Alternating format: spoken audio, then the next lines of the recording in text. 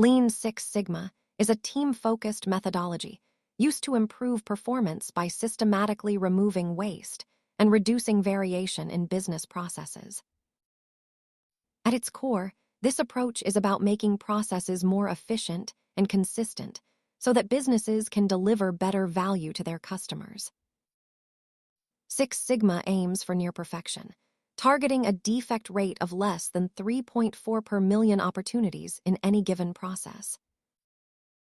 By combining the speed of Lean with the precision of Six Sigma, organizations can solve complex problems using data instead of guesswork.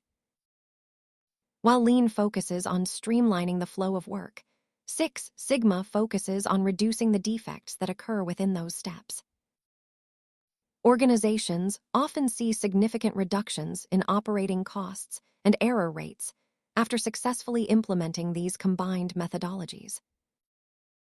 Continuous improvement is a long-term commitment that requires consistent application to see real results in any organizational environment. Thanks for watching.